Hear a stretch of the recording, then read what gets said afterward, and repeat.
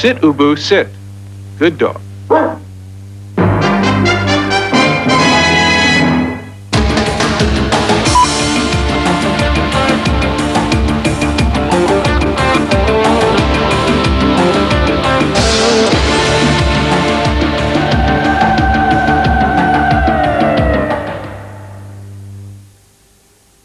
Tako kot je po eni strani skupnost nekaj, kar nudi kvaliteto življenja, ki jo ne more nuditi nič drugega, je pa po drugi strani, po mojem mišljenju, prav ta očaranost ali žalzetost za skupnost, ki sem jo okusil med vojno in po vojni v znatni meri pravzaprav blokirala in moje raziskave in razmišljanje o samoupravljanju in pravzaprav celotni institucionalni koncept samoupravljanja v Jugoslaviji.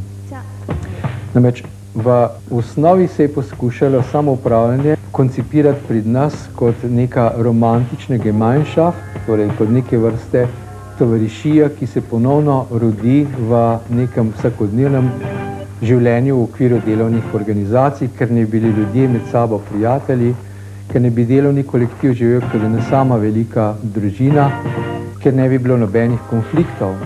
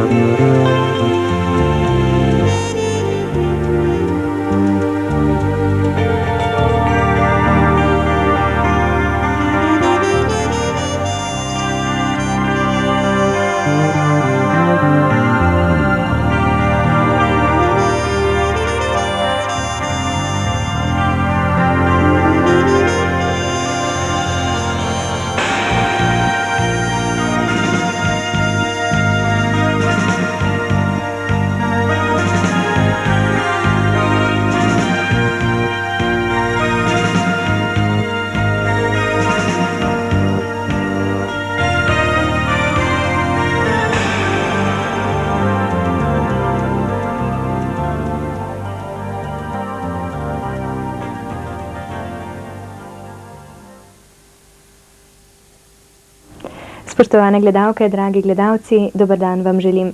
Poglejmo, katere oddaje si boste lahko ogledali v nadaljevanju našega današnjega sporeda. Po prvi informativni oddaji vabimo mlajše gledalce k ameriškemu filmu o neverjetnih dogodivščinah Toma Sawyerja.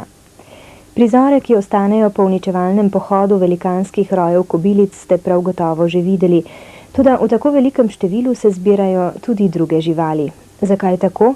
Na to poskuša odgovoriti oddaja Divji svet živali ob 18:25. Če boste tudi v večernih urah ostali z nami, lahko ob 20:30 sodelujete pri oddaji Titanik. Sova se bo z nastopom Zlatih deklet začela ob 22:25. Po njihovih prigodah vas bomo v kriminalki Ulica strahu popeljali v Hongkong. Spored prvega programa zaokroža francoski film Spirala. Prinaša nenavadno ljubezensko zgodbo, ki jo zagrinja skrivnostno življenje glavne junakinje. Na našem drugem programu bomo ob 18. ponovili oddajo Kavarna. Mati in sin iz avstralske nanizanke vas bosta zabavala ob 19. Mačka je videla morilca pa je naslov ameriške filmske uspešnice ob 20:15.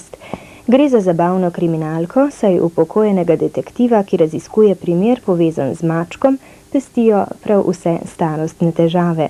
Tukaj pa je še zmedena mačja lastnica, ki jo igra Lily Tomlin. Ob 22:30 pripravljamo še posnetek košarkaškega srečanja med Smeltom Olimpijo in Partizanom.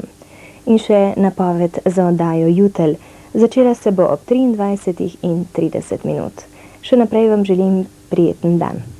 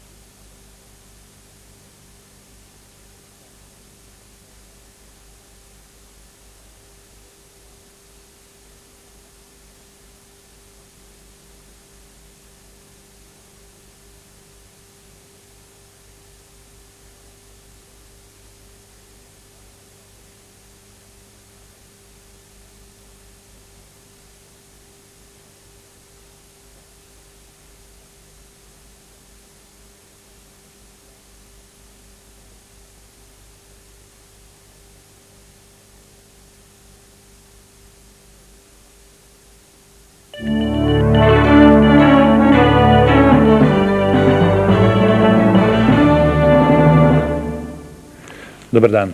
Najbrž gre samo še za vprašanje ur in Izrael se bo vključil v zalivsko vojno. Skoraj nihče ne dvomi, da se bo zdaj maščeval za napad iraških raket tipa Skat na svoje ozemlje. Okrog 5:30 zjutraj je namreč 11 raket priletelo na Izrael, nekaj jih je spet zadelo četrti v Tel Avivu. 17 ljudi je ranjenih, včeraj jih je bilo v podobnem napadu 11. K sreči konice raket tudi tokrat niso bile kemične, biološke ali celo jedrske, ampak napolnjene s klasičnim eksplozivom. Današnji napad je seveda povečal razburjenje v židovski državi. Izraelska vlada se je dopoldne sestala, vendar uradnega sporočila o odločitvi še ni. Dovolj zgovorne pa so izjave raznih visokih predstavnikov vlade in generalštaba. Ti so povedali, da zadnji napad ne bo minil nekaznovano. Po teh izjavah sodeč bodo trenutek in cilje v Iraku izbirali tako, da bo napad čim bolj odmeven, da bo imel skratka tudi psihološki učinek. Maščevanje, še posebno goreče, terja desnica v parlamentu. Zavezniška letala nenehno bombardirajo Irak in zasedeni Kuvajt. Britanci trdijo, da so davi odkrili tudi položaje raketnih oporišč, iz katerih so Iračani izstreljevali rakete na Izrael in jih že obsipavajo z bombami. Zavezniki so doslej priznali izgubo 8 letal, pogrešajo pa 14 pilotov.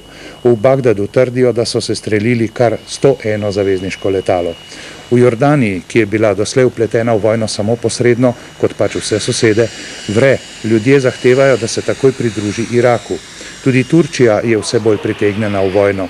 Tam nič ne skrivajo, tako kot so še včeraj, da ameriška letala z njenega ozemlja odhajajo na bombne akcije nad Irak. Skratka, v vojno se vpleta vse več držav območja in tako dobiva povsem nove razsežnosti.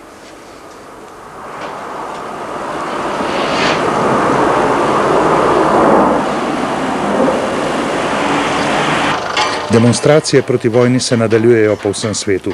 Tile posnetki so iz Berlina, kjer od prve ure vojne tako rekoč niso prenehale. Iz arabskega in muslimanskega sveta poročajo, da se podobni protesti vrstijo tudi pri njih, vendar pa udeleženci vse bolj številno izražajo podporo Iraku in Huseinu. Eno izmed takih zborovanj je bilo v libijskem mestu Tripoliju in osebno ga je vodil polkovnik Gaddafi. V teh državah sodijo, da gre za ameriško zavezniško zaroto proti muslimanstvu in so pripravljeni Huseinu poslati svoje prostovoljce. Palestinska osvobodilna organizacija pa je od Združenih narodov zahtevala, da takoj ustavi ta napad za uničenje Iraka.